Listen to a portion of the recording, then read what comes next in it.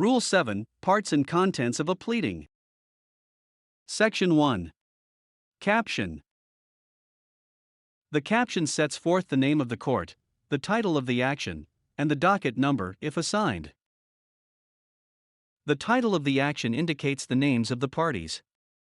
They shall all be named in the original complaint or petition.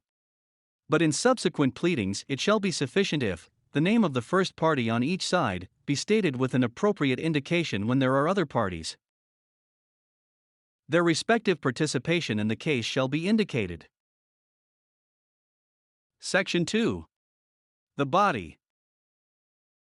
The body of the pleading sets forth its designation, the allegations of the parties' claims or defenses, the relief prayed for, and the date of the pleading. A. Paragraphs. The allegations in the body of a pleading shall be divided into paragraphs so numbered as to be readily identified, each of which shall contain a statement of a single set of circumstances, so far as that can be done with convenience. A paragraph may be referred to by its number in all succeeding pleadings. B. Headings. When two or more causes of action are joined, the statement of the first shall be prefaced by the words, first cause of action, of the second by, second cause of action, and so on for the others. When one or more paragraphs in the answer are addressed to one of several causes of action in the complaint, they shall be prefaced by the words, answer to the first cause of action or answer to the second cause of action, and so on. And when one or more paragraphs of the answer are addressed to several causes of action, they shall be prefaced by words to that effect. C. Relief. The pleading shall specify the relief sought, but it may add a general prayer for such further or other relief as may be deemed just or equitable. D. Date. Every pleading shall be dated. Section 3. Signature and address. A.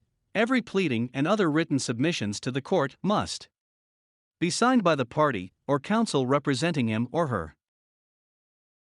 B. The signature of counsel constitutes a certificate by him or her that he or she has read the pleading and document. That to the best of his or her knowledge, information, and belief, formed after an inquiry reasonable under the circumstances. 1. It is not being presented for any improper purpose, such as to harass, cause unnecessary delay, or needlessly increase the cost of litigation. 4. The denials of factual contentions are warranted on the evidence or, if specifically so identified, are reasonably based on belief or a lack of information. C. If the court determines on motion or motu proprio, and after notice and hearing, that this rule has been violated, it may impose an appropriate sanction or refer such violation to the proper office for disciplinary action on any attorney, law firm, or party that violated the rule or is responsible for the violation. Absent exceptional circumstances, a law firm shall be held jointly and severally liable for a violation committed by its partner, associate, or employee. The sanction may include, but shall not be limited to, non-monetary directive or sanction. An order to pay a penalty in court or, if imposed on motion and warranted for effective deterrence, an order directing payment to the movant of part, or all of the reasonable attorney's fees and other expenses directly resulting from the violation, including attorney's fees for the filing of the motion for sanction. The lawyer or law firm cannot pass on the monetary penalty to the client. Section 4. Verification. Except when otherwise specifically required by law or rule, pleadings need not be under oath or verified. A pleading is verified by an affidavit of an affiant, duly authorized to sign said verification. The authorization of the affiant to act on behalf of a party, whether in the form of a secretary's certificate or a special power of attorney, should be attached to the pleading and shall allege the following attestations. A. The allegations in the pleading are true and correct, based on his or her personal knowledge or based on authentic documents. B.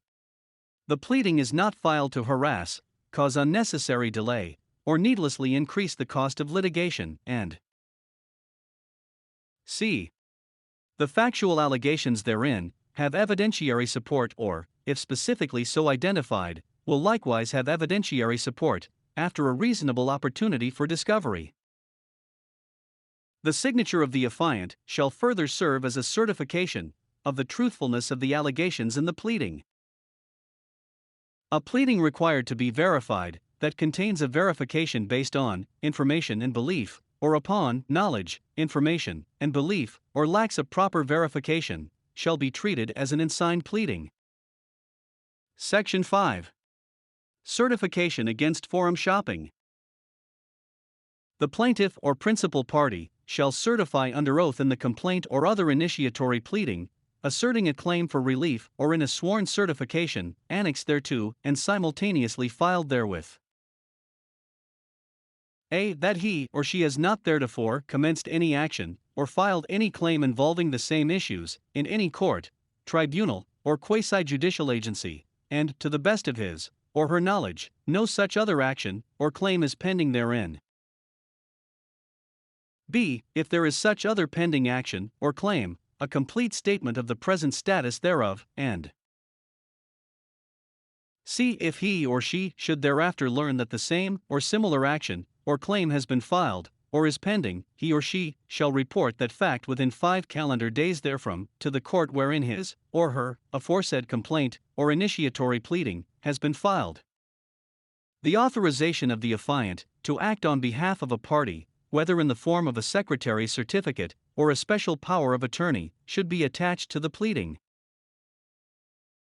Failure to comply with the foregoing requirements shall not be curable by mere amendment of the complaint or other initiatory pleading, but shall be cause for the dismissal of the case, without prejudice, unless otherwise provided, upon motion and after hearing. The submission of a false certification or non-compliance with any of the undertakings therein shall constitute indirect contempt of court, without prejudice to the corresponding administrative and criminal actions. If the acts of the party or his or her counsel clearly constitute willful and deliberate forum shopping, the same shall be ground for summary dismissal with prejudice and shall constitute direct contempt, as well as a cause for administrative sanctions. Section 6. Contents. Every pleading stating a party's claims or defenses shall, in addition to those mandated by Section 2, Rule 7, state the following. A. Names of witnesses who will be presented to prove a party's claim or defense. B. Summary of the witnesses' intended testimonies, provided that the judicial affidavits of said witnesses shall be attached to the pleading and form an integral part thereof. Only witnesses whose judicial affidavits are attached to the pleading shall be presented by the parties during trial.